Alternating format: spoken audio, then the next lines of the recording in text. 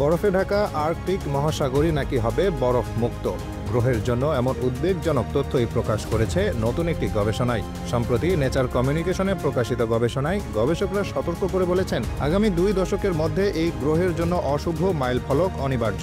কারণ বরফে ঢেকে থাকা আর্কটিক মহাসাগর 2027 সালের মধ্যে একেবারে বরফ মুক্ত দিন দেখতে পারে। বিশ্বব্যাপী তাপমাত্রা নিয়ন্ত্রণ এবং সামুদ্রিক বাস্তুতন্ত্র টিকিয়ে রাখার ক্ষেত্রে গুরুত্বপূর্ণ ভূমিকা পালন করা আর্কটিকের বরফ 1979 সালের পর থেকে প্রতি দশকে 12%-এরও বেশি সংকুচিত হচ্ছে।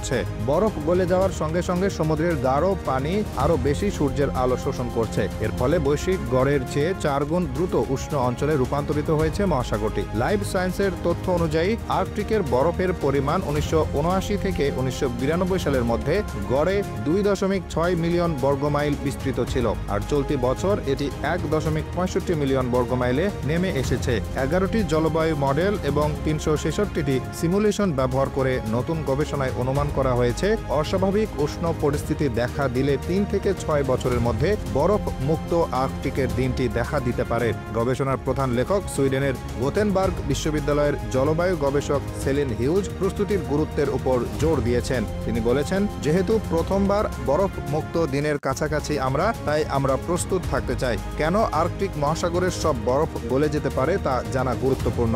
গবেষকরা জোর দিয়ে বলেছেন, কার্বন নিঃসরণ উল্লেখযোগ্য হারে কমাতে হবে, বিস্তৃত প্রভাবকে কিছুটা হলেও কমাতে পারে। গবেষণায় বলা হয়েছে, মানুষ তাদের গ্রিনহাউস গ্যাস নির্গমনকে যেভাবেই পরিবর্তন করুক না কেন, এটি গ্রহের জন্য অশুভ মাইল ফলক। সম্ভবত 9 থেকে 20 বছরের মধ্যে এটি অবশ্যই ঘটবে, অথবা আগামী 3 বছরের মধ্যেও ঘটতে পারে।